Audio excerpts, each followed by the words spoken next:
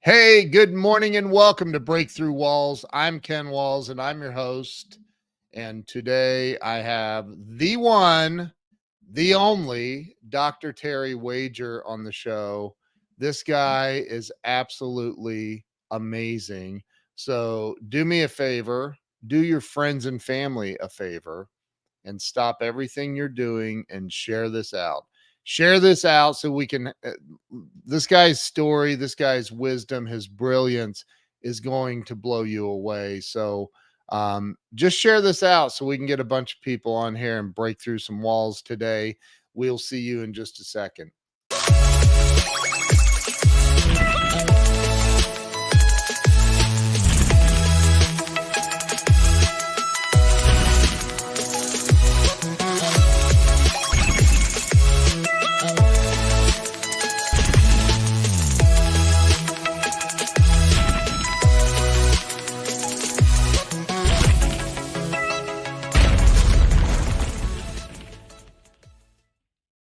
We're back. Let me bring Terry on.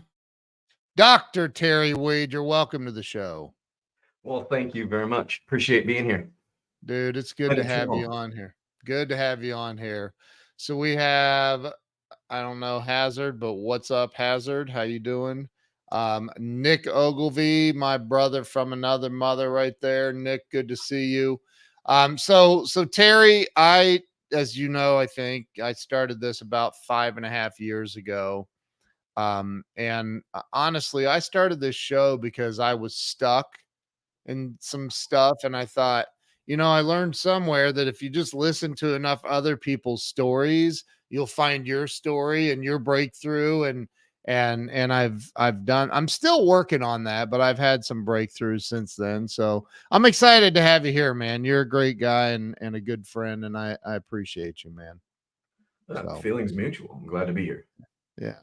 So start with, I like to start with telling everybody where you were born and raised. Start there. Oh, I don't like that question because I moved around a lot as a kid. But I was born in Chicago and then quickly moved to Minnesota. And I did the first 3 years of school in Minnesota, so third grade. And then I moved out to the West Coast, and I've been on the West Coast pretty much ever since, except for traveling. And we landed in Seattle, and I did 15 years in Seattle. It sounds like a prison sentence, but it felt like it too. Then I moved around a little bit down to Las Vegas and Arizona, and I did some time there. And then I ended up staying in Oregon for a number of years, and because down in Las Vegas and Arizona, if you could believe it, my life kind of got way off track. And went back up to Oregon to get things straightened out in my mind and in my life. And then I ended up from Oregon going down to California and going to school for psychology. And then when I got done with school, I was actually working as a correctional psychologist for a number of years. And then my mom and dad were getting older, and my dad was pretty sick. And the prison I was working in closed. And so I moved back up to Oregon, and I've been here since. I met a girl at the same time, and we've been together for about 13 years. And so. Wow. So you were working in a prison. Let's back up. I want to unpack this a little bit. First off, I lived in Seattle for a year. And the year that I was out there, I started in Kent, ended up in Magnolia. But the year that I was out there, it was the most beautiful place on earth. I mean, it was literally, I'm like, where's all the rain everybody talked about? Because it didn't rain that much at all. And somebody said, oh, that's a myth that we made up to keep people away. And I remember saying, didn't work. Not so much a myth, but way overstated. It's probably about 100 days a year or 120 days a year that it rains. Same with Oregon. Rains a lot, but it's in little stints, and then the summers are pretty nice. But it's like a misty rain. It can be. From what I remember, I don't remember downpours, but maybe you get a little bit of downpour and you get a lot of mist. Yeah. But one of the things I will say is it doesn't matter where you are. If you're not good in your mind and you're not good in your emotions, any place you are sucks. That's And right. that's where I was when I was younger, is I wasn't emotionally good, and I wasn't really uh mentally all there because I was so emotionally disturbed at that point that What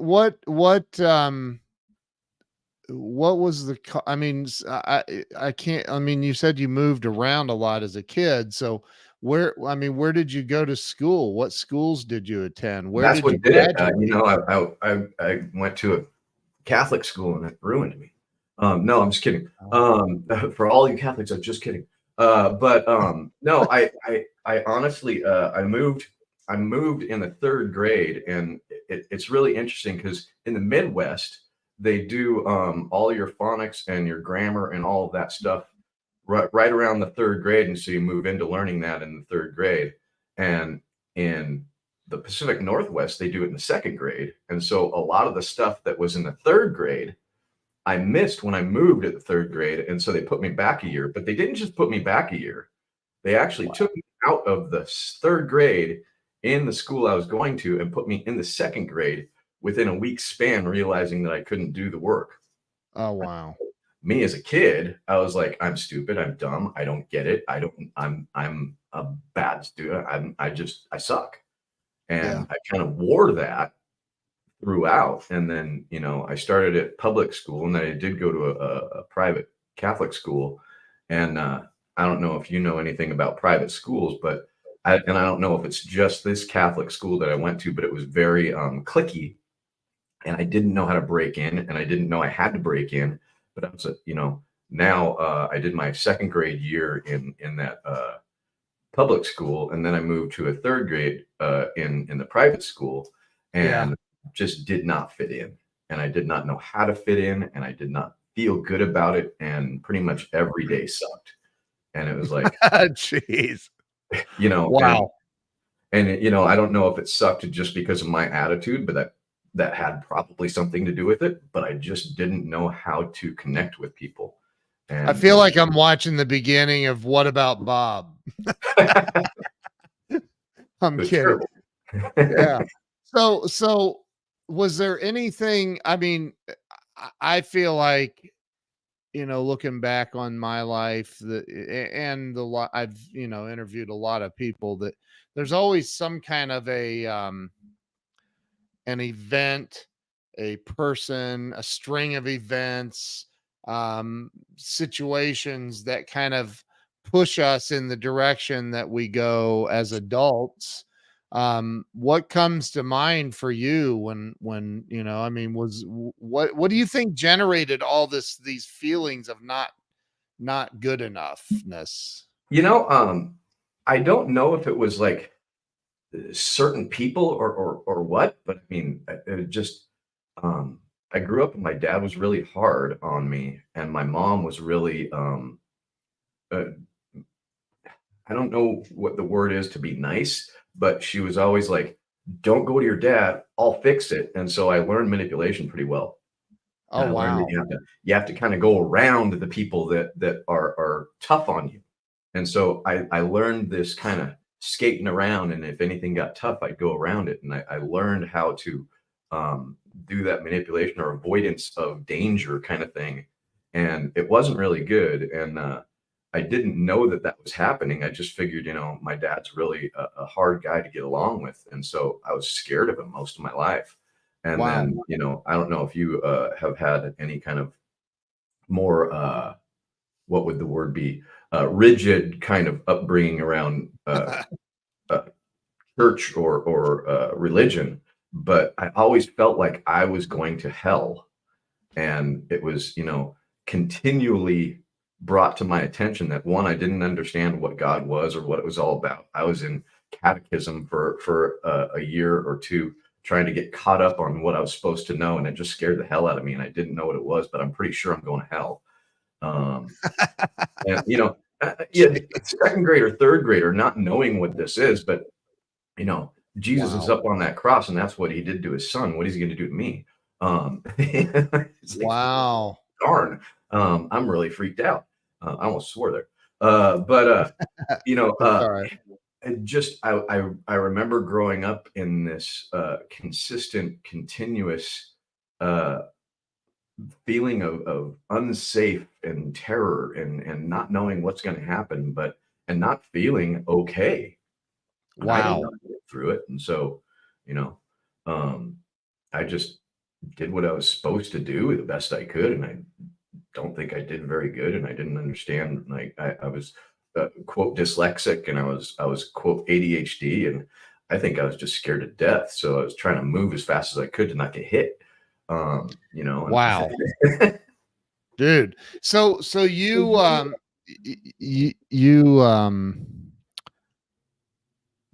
wow, I can relate to all of that, by the way, except for the Catholic school thing. I never did that. Um w- w- where were you when you graduated high school? Where were you living? well, I didn't graduate. Oh. Honestly, Oh.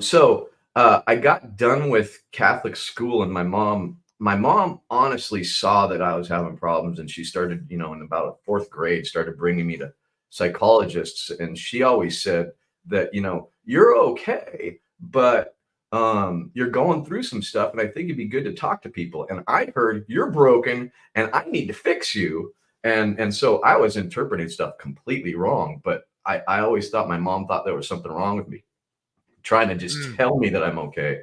And so I always believed, and I continued to have this idea that everybody thought I was broken, and I did too.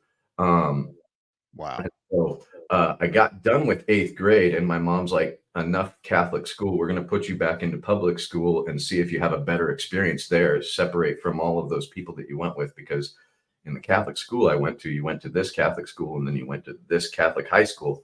And she's like, no, you don't want to do that. I don't want to make you do that. And so I went to a school called Edmonds High, and I went there and I did ninth grade, and then 10th grade I started skipping pretty much every day. And I had already been drinking a little bit to kind of take the edge off the fear. Yeah. And, the 11th grade, I was just like, I don't think I can ever do this again, and I quit. But Wow. I didn't, put my flag in the ground saying I quit. I just started skipping every class every day. Then my mom found Wow. out, and about halfway through the 11th grade, she went to the administration, and she worked for the district at the time, and she went to the administration, said, what can we do to get him back in? And she made, some kind of, deal the way my mom always did. And she got me back in, and I had to sign this paper, say I would do everything they told me to. And and as soon as I got done signing that paper to make my mom happy, I left and never went back. And Wow. And that was 11th grade. yeah, and Wow. I quit, and then I was just done with school, and I went and got a job at Jack in the Box because I wanted to earn money, and Yeah. I didn't know what I was doing, and I was pretty messed up on alcohol, and I was doing other things too, and just I didn't know how to actually live life, and I had one or two drinking friends that really corroborated my story, and Yeah. agreed with me that my life was pretty bad and I probably should do more drinking with them. And so I was like, yeah, that sounds like a great plan. And Yeah. and so I I did that do. for a while, Yeah. and it didn't turn out so good.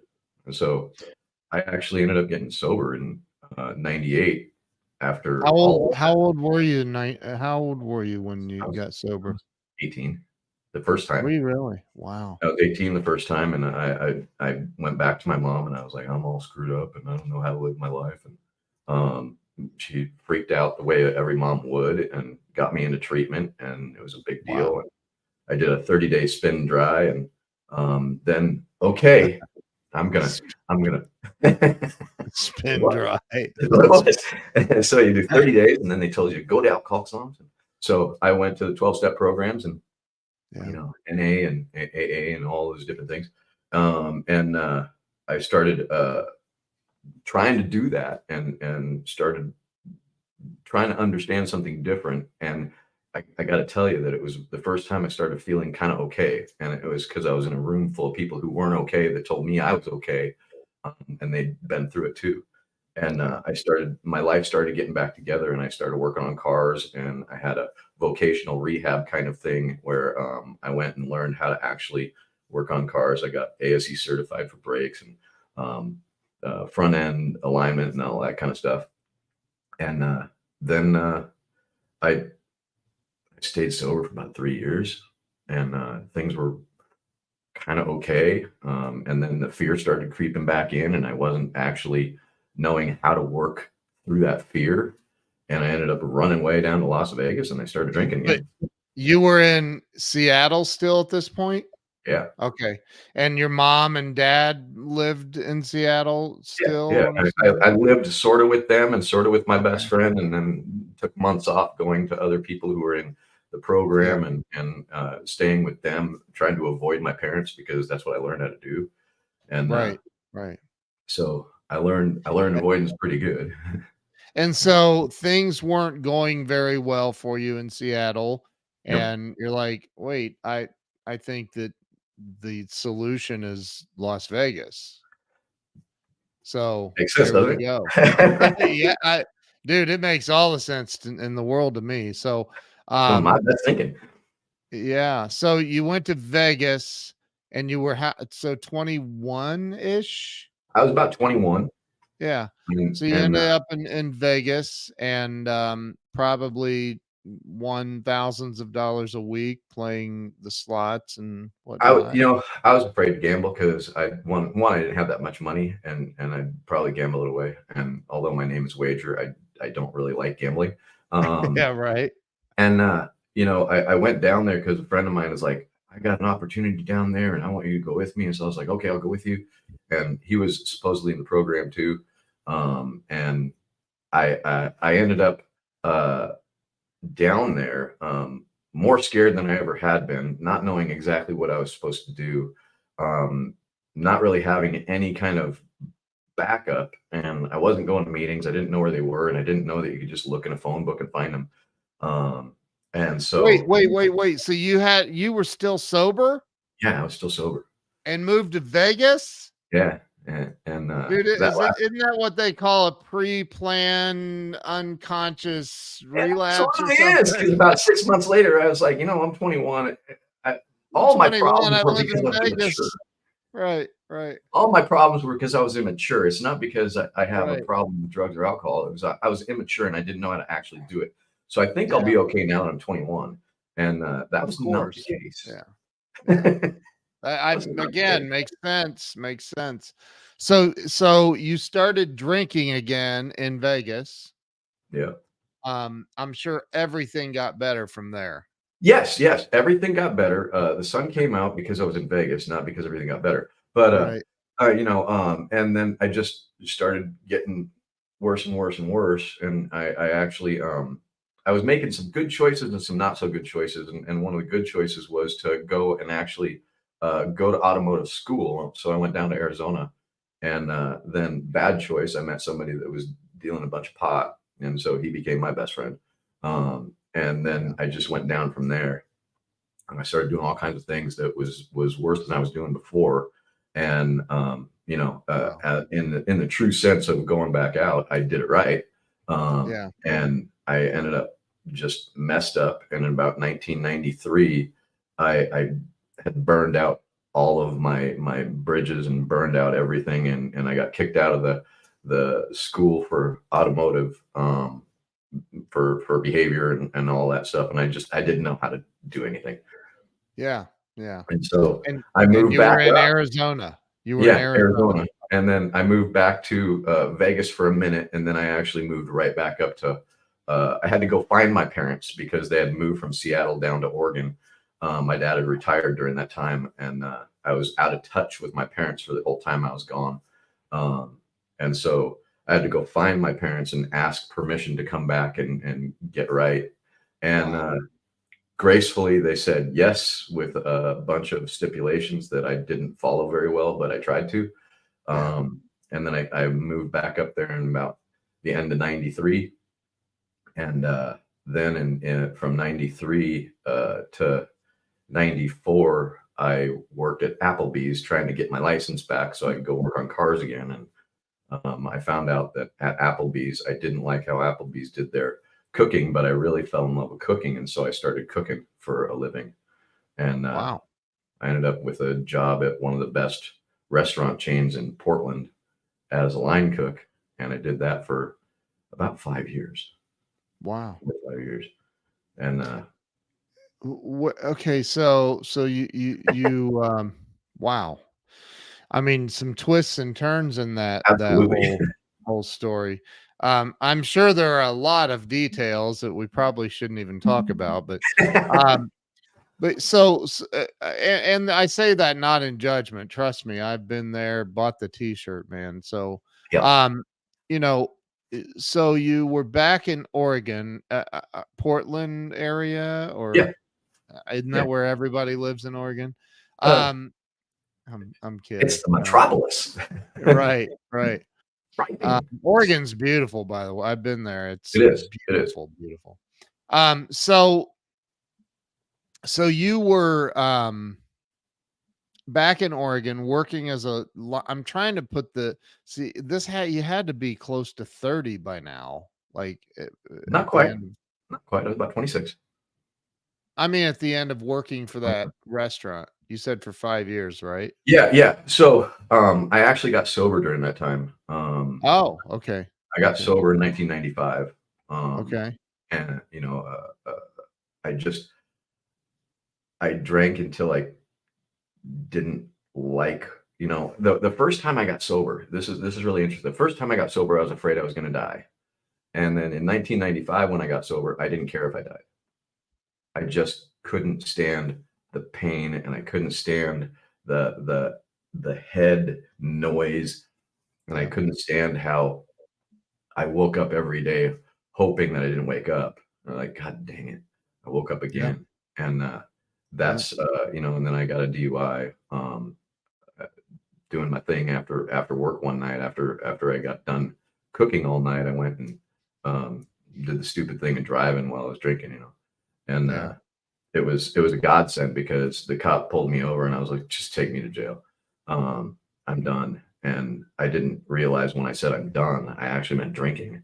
But that was the last time I had a drink. And the next Wow. day, one of the people that worked at the restaurant, I'm getting a little misty about this, but one of the people that worked at the restaurant was a good friend of mine, and I have no idea why, but he really liked me, and he was there for me all the time, and he protected my position at work because my head chef wanted to fire me, but he didn't want me to go, and he saw something in me I didn't see, so he protected my position because he was really a high up in the business guy, and Yeah.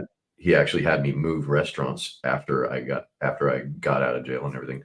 But he uh, he bailed me out, and I went straight to an AA meeting, and I was just like, I don't know how to live my life. I don't know how to do this, and that was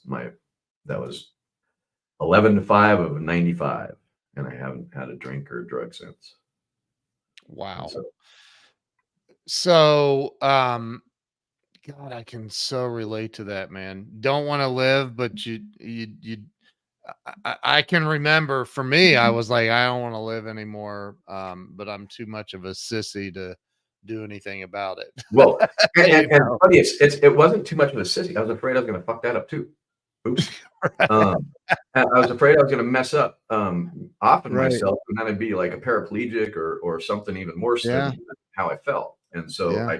I would not do that. And so I was going to drink myself to death, but I didn't do that very well either. It's hard to do when you pass out in the middle of trying to, it's like, Yeah. oh, And I wasn't one of those people that blacked out, so I remembered everything that happened. I would pass out, what? I would drink myself to sleep, but I never blacked out. You I never blacked out? never. Wow, wow. You know what a brownout is? That that's No. me. Um, yeah. No, what's So, what's that? what's a brownout?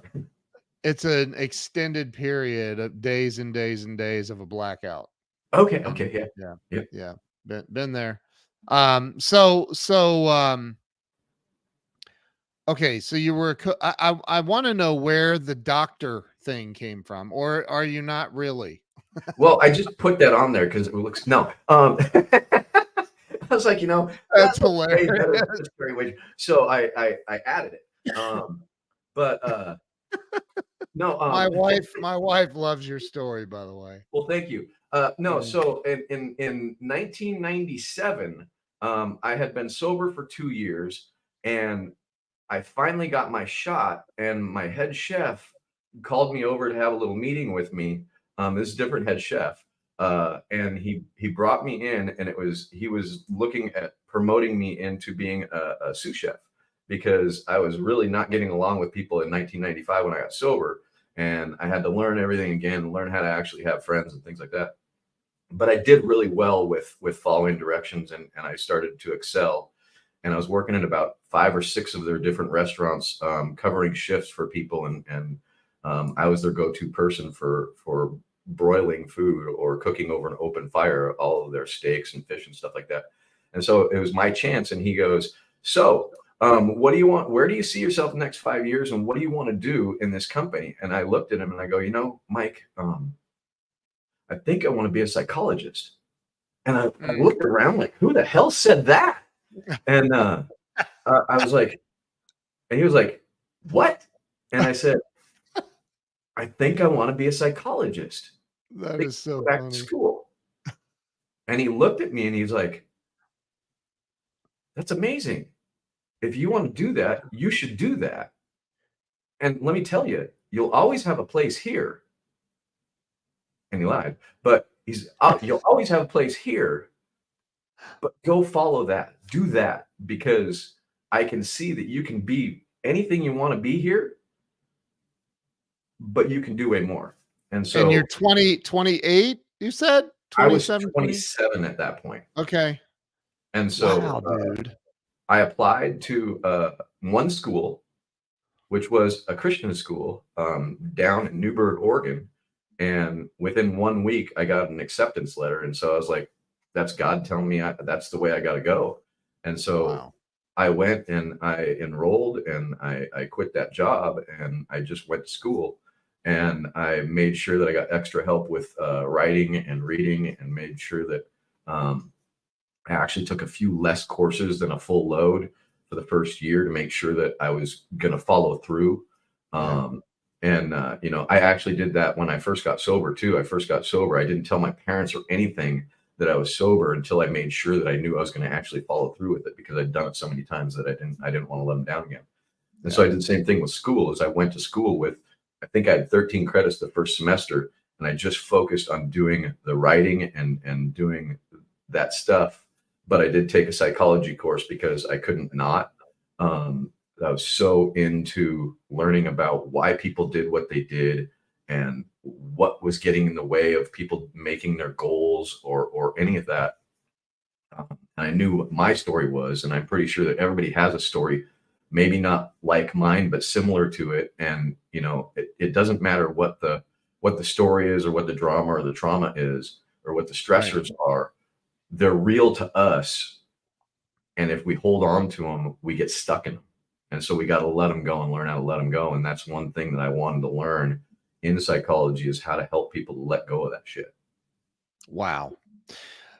Again, I can relate. Totally relate. This is how I'm getting my degree in psychology, is I'm just interviewing people. That's a good So, idea. It's yeah. an amazing way to go. Yeah, but no, again, I totally can relate, because it's like, I've buried myself for years in books, as you can see, to, way before I ever got sober.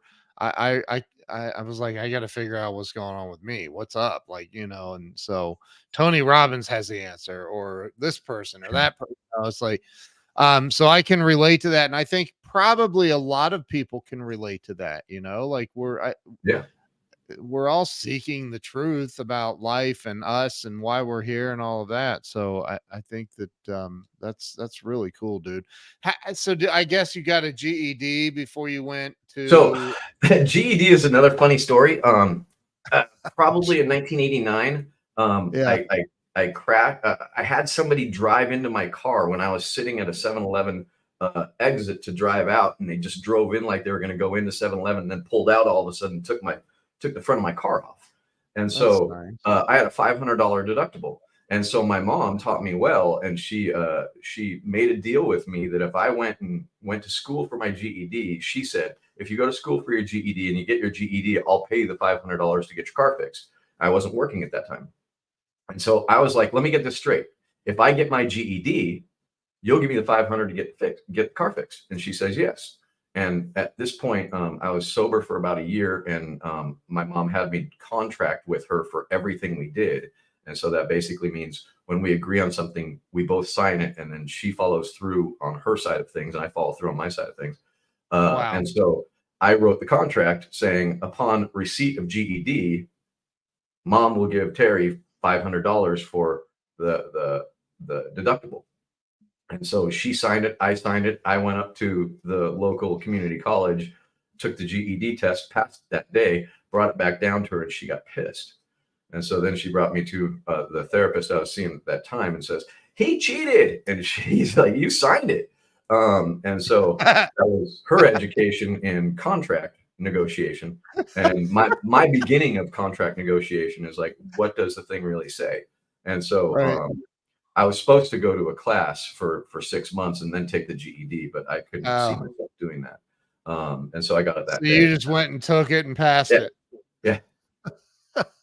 Yeah. And I mean, she's like, I don't have the $500, Terry. I'm sorry. Oh, she had it. She definitely had it. I didn't want to give it to him. But you know, she followed through and gave me the money and got my car fixed. But that's how I got my GED. And so that was covered when I went to school.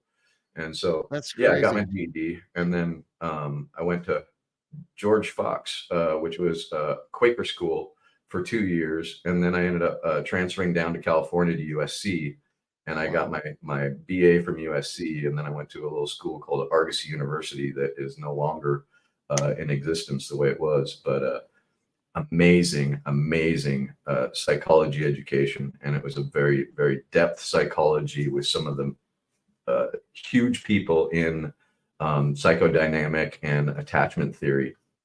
And that's where I really focused on my education, is really attachment-based psychology. So I know there's a lot of different I mean, I'm familiar with like Gestalt and then Viktor Frankl, whose grandson has actually been on this show. Oh, wow. But he can't, you know, he came up with logotherapy, which I know nothing about. Yeah.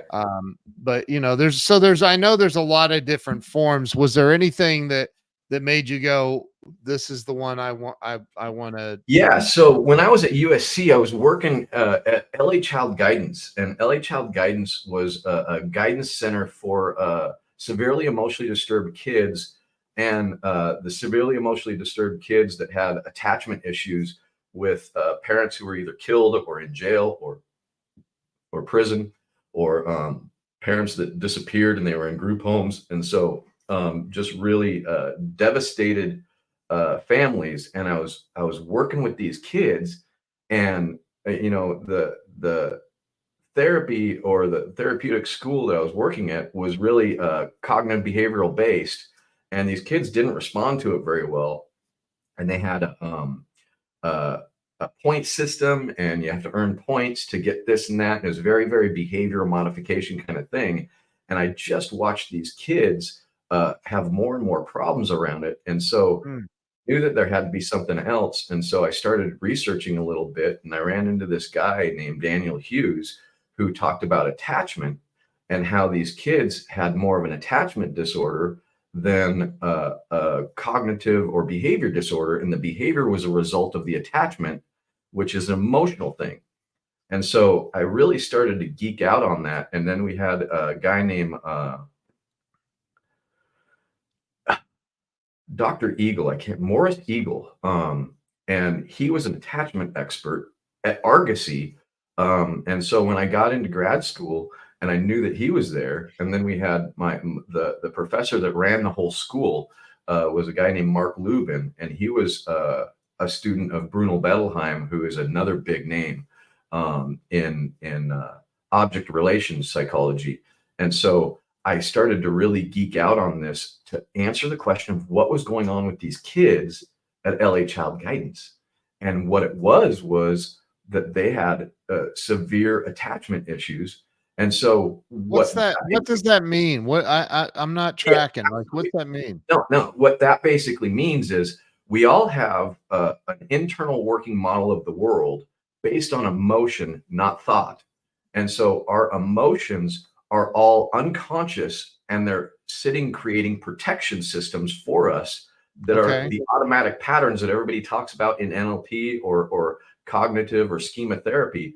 And these automatic patterns are really actually emotional triggers that we're not knowing that we're protecting against. But if I'm starting to feel frightened, I start protecting against it and protect myself. If I'm starting to feel worthless, I start putting patterns in place of that are basically entitlement to protect myself. If I'm feeling powerless, then I put patterns in that are anger or aggression to protect myself. And so every pattern that we have is a basic pattern of protection to us based on an emotions it's triggered. And so the idea of attachment is we have an overwhelming desire to connect with people while we also have the same overwhelming desire to protect ourselves from them. And so I want to connect to you, Ken, but I also want to protect myself. So I got this push pull thing going on. And Right. so always looking for where I got to protect myself, although the desire is to connect. And so the desire is to connect, the need is protect. Is that in everyone? Yes. So literally everybody on this planet's walking around a little bit crazy. Yeah, yeah. I mean, that's crazy, dude. Yeah, absolutely. And the thing is our thinking and I talk about this when I'm working with people or when I'm presenting the idea that we have 50 to 80,000 thoughts a day, right? Yep. 50,000 to 80,000 thoughts a day.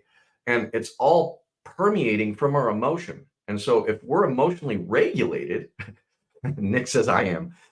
Yeah. And so if we're emotionally regulated, those thoughts are pretty clear and we're pretty direct and we're moving forward towards our goals and things are pretty good.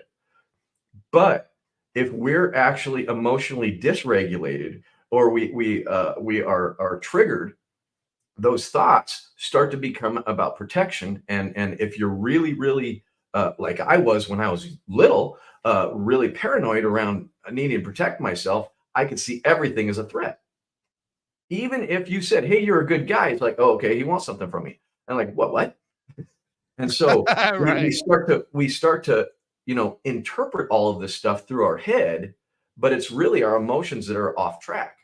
Okay. And so, So hang on. yeah, The emotions are off track because I can think of a handful of people, even myself in the past and probably even today, where you do these things that are patterns in your life, right?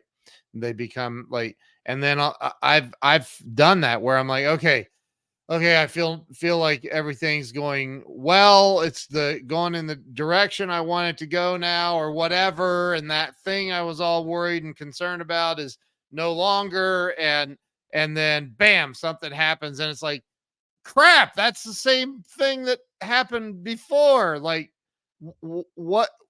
So, and I think everybody experiences that on everybody some does. level. Everybody does. What? How, okay, so if it's all emotion driven, because Dr. Joe Dispenza, I love Joe Dispenza and I love what he teaches and talks about. And he says, that the 60 plus thousand thoughts a day that we have, 95% of them are unconscious and they're controlling everything we do in life. Like, how many times have you blinked in the last minute? Nobody knows because it's happening unconsciously, right? Right, right. But he says that 50% of those thoughts or stories that we're telling ourselves all the time are made up, that we're embellishing the truth in our own lives. Absolutely. So how so we're talking about thoughts, but we're also talking about emotions. Where is the what's the differentiator, and how do you establish some sort of control system or mechanism over that? Right. And so the interesting thing is if you've ever had a moment of emotional balance, you notice that your head is quiet, Yes. right? And Yep. so when all emotions are in balance. Our head is quiet because we have nothing to protect and we have nothing to really we're just experiencing. And so the way I kind of distinguish and help people understand, number one, first and foremost, that anger is a behavior. It is not an emotion. And people Say talk that about again for the people in the back. anger is a behavior, not an emotion. And the behavior is the aggressive uh, uh, movement towards something to scare it off kind of idea. And where it comes from is a feeling of powerlessness, sometimes a power of use, a feeling of uselessness, or even being frightened. We go powerful and we get aggressive, and so it's a feeling of powerlessness that we're experiencing. But the behavior is aggression, and the behavior is anger. And so when we start to realize that, it's like, oh, okay, I'm angry. I am behaving angrily because I'm feeling powerless. I'm feeling invalidated. I'm feeling inferior, and so I'm going to show them and let them know, and I'm going to push them back in order to feel safe again. Because also, if I'm feeling powerless, I'm feeling unsafe. And so each emotion that we have triggers the other emotions. Um, and I Right. actually have this model, and I made it in 1998 or something like that, where I had Wow. this dowel and I had these CDs. Do you remember CDs? I Yep. know they're an old thing, kind of like tapes, but I put these CDs and I label them like shame and inferior and invalidated and powerless. And I'd hit one and it would start hitting the others, and they'd go back and forth like chimes. And I believe that that's how our emotions are, is each emotion triggers the other one. Embarrassed triggers hurt, hurt triggers discouraged, discouraged triggers attacked. And so we feel all of these. When one goes, they all go. And so we have all these emotions triggered and we're not aware of it. And we have to identify them in order to stop them triggering the other ones. And once we identify them, then we start to actually be able to think more clearly and share our emotional experience. So, okay, I have I'm sorry, this is not for anybody watching. I'm being very selfish now, with your time. Okay, when that occurs, the fear of embarrassment, the fear of judgment, all of those things that Yeah. trigger those emotions, negative emotions, because there's positive emotions, happy, Honestly, um, gratitude. I'm gonna say that there is no negative or positive. It's we either like Oh, them or don't like them. But really, frightened is not negative, or inferior isn't negative. If I feel inferior and I'm doing a crappy job, it's my little trigger to go, wait a minute, I might need some education or I might need some practice around that. And so it's not a negative emotion. I just don't like it. okay, but it's negative to me. Well, it's negative because you don't like it. But Now if you you're realize, embarrassing me. I'm kidding. I'm kidding. So, so but how are you okay, feeling embarrassed? Oh, I don't yeah. How's that make you feel? no, So terrible. yeah, but so I've I've been there where I'm like, I know that if I'm feeling a certain way, it will produce negative results in my life if I continue feeling that way, And right? it will, and I say it doesn't produce negative. It produces results I don't like that It have produces, yes, right, right. Thank you. consequences that are detrimental to my success. Yes. Right, And right. so people like to say negative. I don't like that word for the simple reason that it's negative. Um, Oh my but it honestly, it's like we start to god. categorize these as negative, and anything negative we try to avoid. And one of the big things for me is I don't want to avoid my emotions. They're not negative. They teach me something, no matter if they're a victim based emotion, or if they're a fear based emotion, or if they're a faith based emotion, or they're moving me towards something. In fact, it's honestly better to identify the victim based emotions because that's what's holding me up. And Mm, everybody gets this idea that they want to think positively, and that's a bias.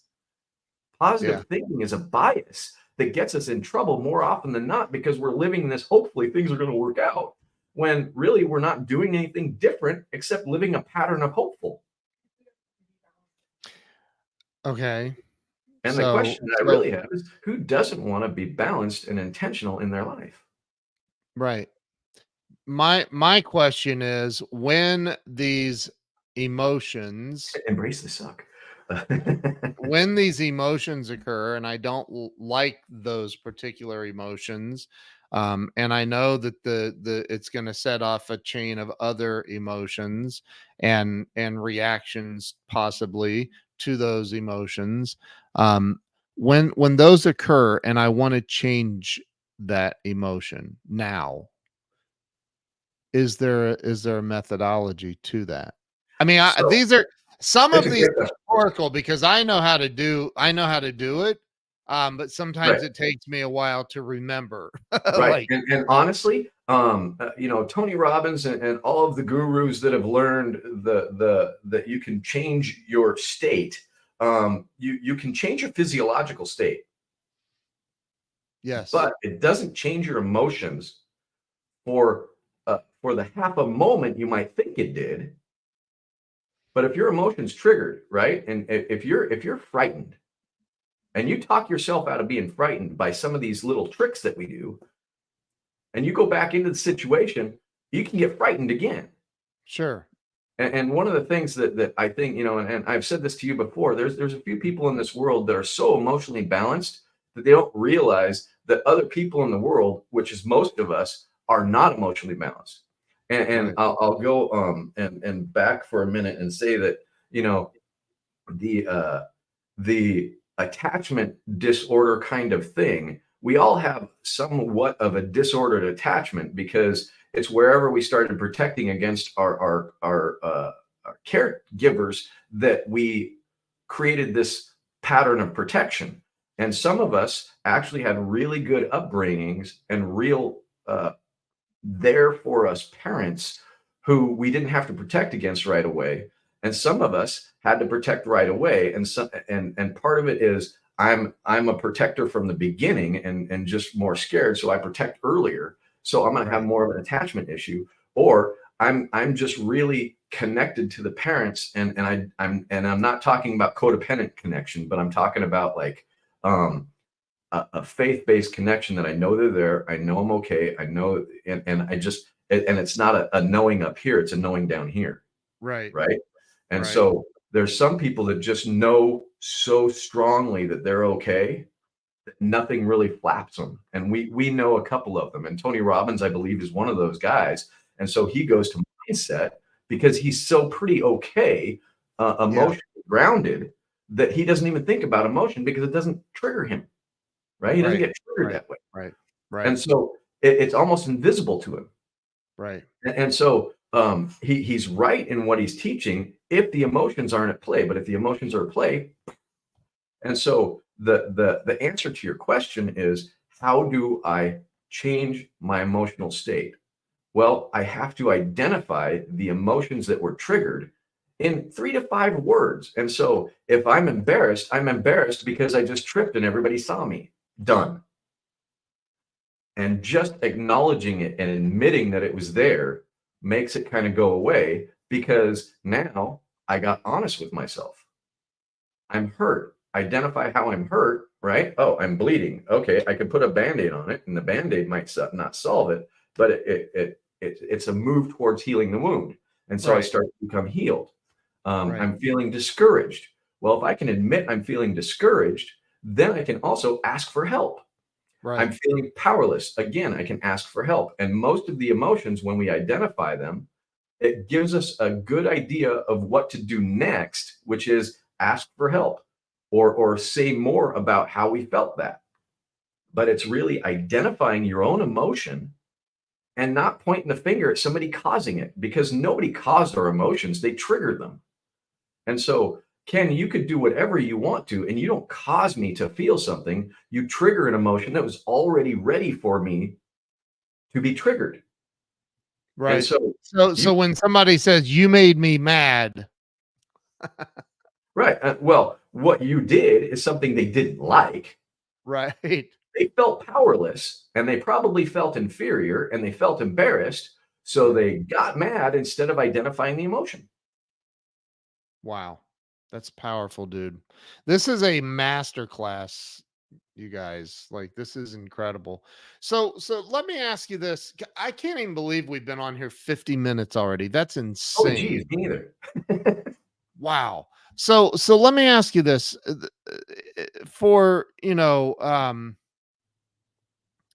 me think about how to frame this question.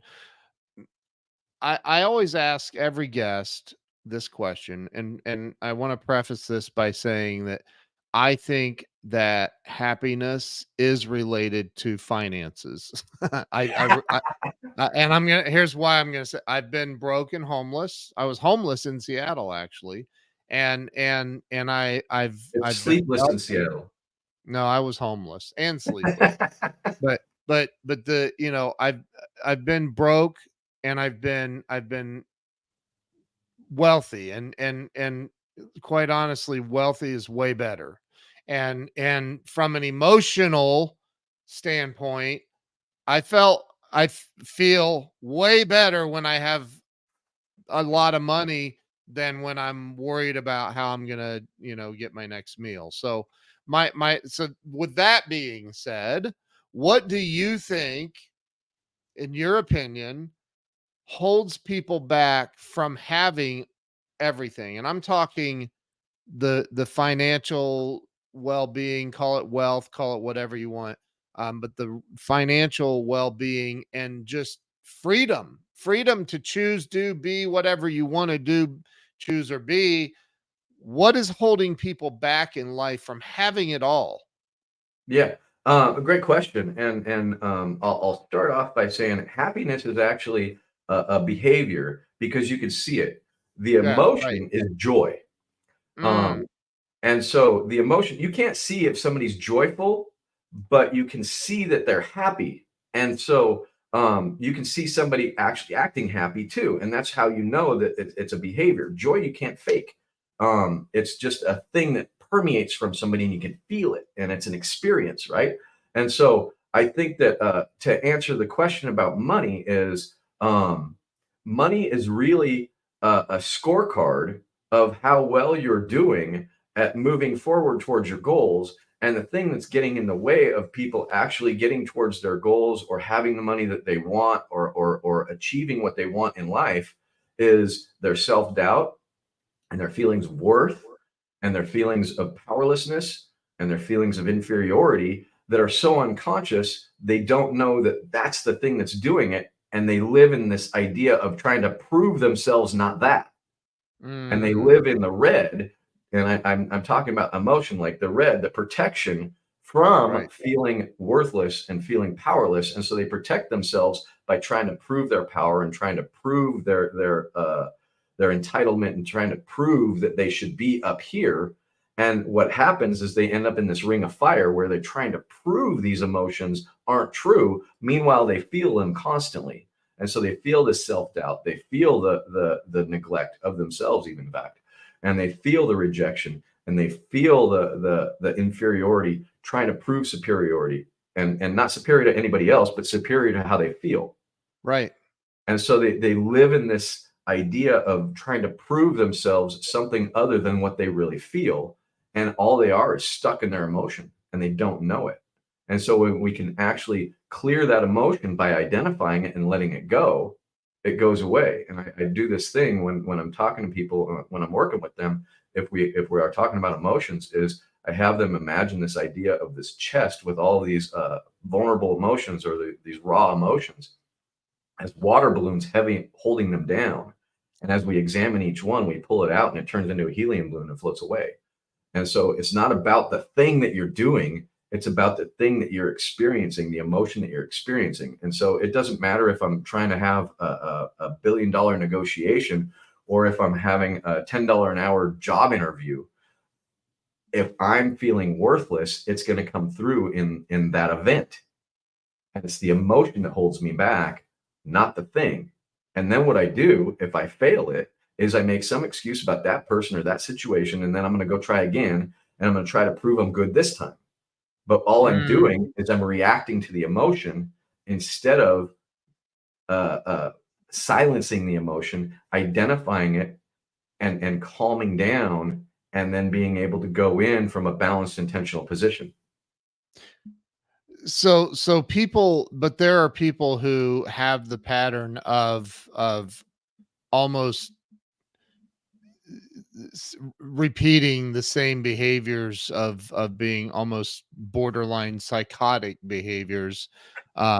We may know a few of those people too, but you know, how do you interrupt that pattern for somebody and help them, because you're saying everything is emotion. um Maybe you didn't say everything, but you're saying I it's go with based. that. Okay. I So go with that. it's emotion. And again, I think about this book right here. It's really has not a lot to do with thinking. And he even says it in there that you've got to generate that burning desire, which would be an emotion, right? That Right, you've got, it's an emotion right. that you have to. Passion, and actually, a guy named Right. Larry Wingett. You probably know who that is, but Larry Who? Wingett says, Oh yeah. Larry Wingett, Yeah. uh, Yeah. He's been on the show. is an almost passion is almost uncontrollable emotion. Do you want that running your business? I was Right. laughing. Right. I'm like, no shit. Right. But what you Yeah. want to do is you want to actually identify the emotion that's uncontrollable, because really all emotions are uncontrollable, but they're experienceable. And so we want Okay. to experience them and let them go, just like clouds, because they're not going to affect us when we're allowing them to go through us and we're not avoiding them. The Right. big problem is the resistance to the emotion that everybody calls negative. And it's like, it's not negative. It's giving us some really good information about ourselves if Right. we are able to sit in it for a half a second, and that's all it takes, and then let it go, instead of try to come up with new stories that that's not true, or it's terrible and we need to get rid of this negative emotion. You don't need to get rid of negative emotion. It doesn't exist. You need to Mm. identify emotion and let it go and share it. Wow. Okay, so what about a narcissist? What emotion are they feeling? Narcissist, there is onslaughts of information. I even saw somebody on LinkedIn saying that they're a narcissist recovery specialist. It's like, what does that mean? And by the way, you're an LPC, and so that's okay too. But you can't call yourself a psychotherapist in Portland, Oregon, if you're not a psychologist. That's a rule. And there's all kinds of weird things around this stuff. But the fact matter is narcissism is a class B, or it's a cluster B personality disorder, and it's got specific uh, um, diagnostic criteria for it. I'm losing my mind around this, but the fact of the matter is most people that are calling people narcissists are actually more. If you want to actually classify them into a personality disorder, it would probably be more towards antisocial personality, where they're disregarding the rights of others. Narcissists, honestly, are really afraid of people seeing them the wrong way, and they want to be an attractive person to people, and they're not. And so narcissists are Wow. fairly harmless, except to themselves. But the narcissistic rage is what people see. And it's when I actually, as if I'm a narcissist, I have such a blow to what I conceptualize myself as. I have a big temper tantrum, and it's at you. And so, oh my God, that's Yeah. narcissistic rage. Narcissism is really mislabeled. And really what it is if Wow. somebody's a narcissist, I don't like how they treated me. And I'm Got it. pointing the finger at somebody going, they're a narcissist. Well, you got three pointing back. You might want to look at yourself. Just saying. Right. And you're a jerk. Okay, I better look at me. It doesn't matter what we're calling people. We got to actually look at how we're contributing to that behavior. And the biggest contribution to most behavior, and I'm not talking about kids in a situation, But I'm talking about anybody over the age of 15 or 16. If you're having problems with a person over and over and over again, your main problem is you're staying in it. Why are you staying there if it's so damaging? Right. And really, the bigger piece that all of us have is we think boundaries are drawing lines in the sand. You can't do that to me. Well, you tell me something I can't do, I'm going to prove you can't. I can. I'm going to show you. Get it right Right. there. And so the line in the Mm. sand saying people can't do that to me, I'm not going to allow this in my life. Well, you're not going to be able to stop it by not allowing it in your life. You're just challenging the world in a powerful, entitled way. And what you really want to do is go, I don't like this in my life. I feel invalidated. I feel hurt. I feel Mm. disappointed. And you want to share that with whoever's doing that. And then they will go, oh my God, if they're connected to their own self and Wow. connected to this world at all, they'll go, oh my God, I didn't know you felt that way. Stop. And it's amazing how when we actually share emotionally, people go, shoot, I didn't know you were feeling that. I don't want you to feel that because I care. But Mm. we have so much mindset world where I think you shouldn't do that, so you shouldn't do that. And then the other person goes, well, I think I should, so I should. And we're all in the mind or the ego, and it's egos fighting together instead of emotion sharing and connecting. Some of the things you've said, I just are, you've nailed it, man. I think about, the past. I've had a financial situation or whatever going on in my life. And I talked to somebody that is considered, I know a lot of huge celebrities that are guru level, spiritual people, and I'll explain the situation, and I feel in the moment like they just can't really relate to that. So they say, well, maybe have a more positive outlook on it, or something, right? And so I think about that, and I think, man, you've nailed it, because there are people that are so advanced emotionally with themselves that they can't relate to the outcomes in other people's lives based on their emotions, if I'm making sense. Yeah, totally, totally. And some of those people I've ran into a few people that are very, very highly adjusted emotionally. And then Yeah, I talk to them about this model and they're like, oh my God, I never realized that. But yeah, I do that all the time. I check in with I identify that stuff all the time. And yeah, I know you do. I can see it. I can see yeah, that person doing it because the person who's not is reacting, and the person who is steps back and kind of takes stock for a second. yeah, And what I talk about is like the emotional identification gives us like a 1 to 5 second cushion between that initial reaction and then an intentional action. And so these people have that well, they have that cushion built in where they identify how they were experiencing it. yeah, And then they're able to intelligently ask a question. Did you mean to say that? Did you mean that when you said that? And they're much more curious about it instead of saying, you can't do that to me. And there's just a different quality to how they walk into a situation. yeah, And I mean, I'm amazed with those people when they can do that because I had to learn it and I'm still learning it. And I mean, it's not easy to be emotionally regulated all the time. And so yeah. I think it's a gift from God when they are. So let me ask you this. When, years ago, 14, 15 years ago, my wife and I opened up our very first little office, had a handful of employees within 6 months.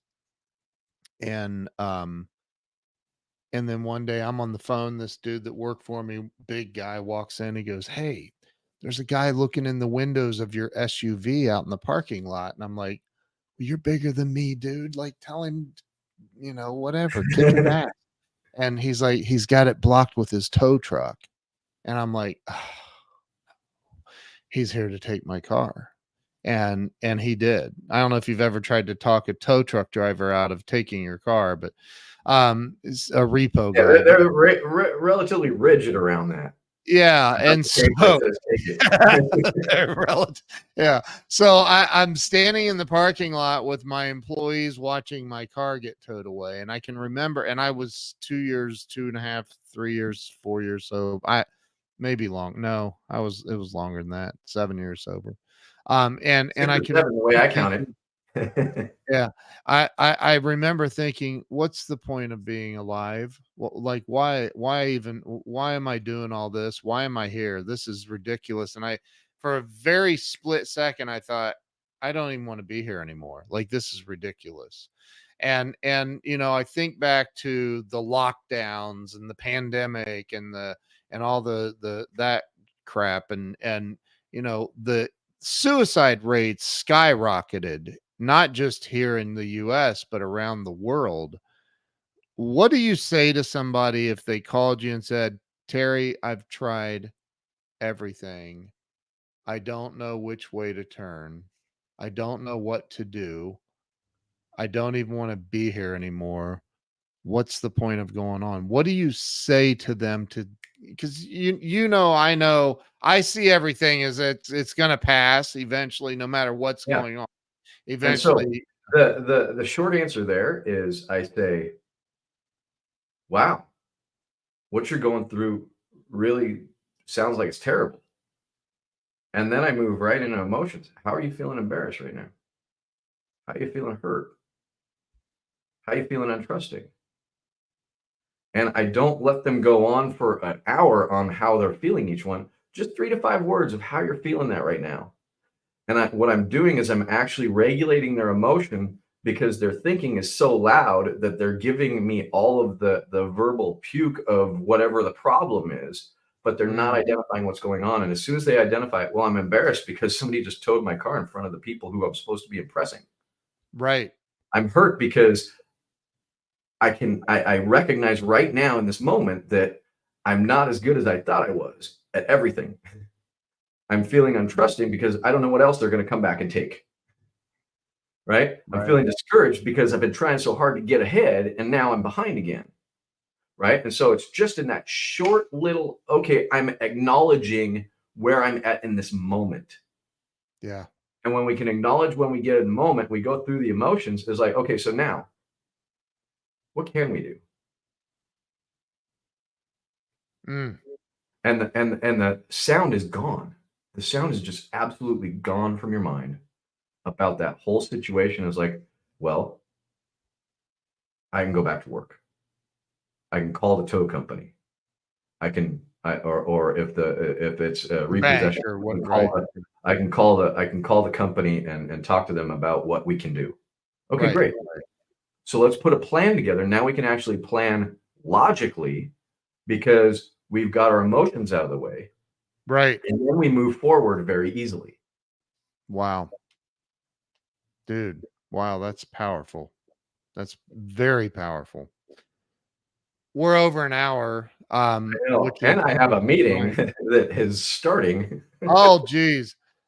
So Terry, anything else? Where can everybody follow you? I They didn't can know follow you me had on a meeting. LinkedIn. I'm all over LinkedIn, You have evidently. a website? I have a website. It's generatorcc.com. Generator Tur. CC, generator, TOR, CC.com. Okay. And Is that it right there? that's it. And Okay. then you can find me on LinkedIn, Terry Wager on LinkedIn, not Wagner, Wager. Ken's Wager. got it right, just the name right at the bottom. Terry Wager on LinkedIn, and I post up. And what we work with is we work with individual and team performance. And I work with a lot of multi-unit franchise owners, and I work with small business owners. Wow. Everybody, make sure you go to generator, TORCC.com. Follow Terry on LinkedIn and everywhere else. Terry, you freaking rock, dude. Thank you Absolutely.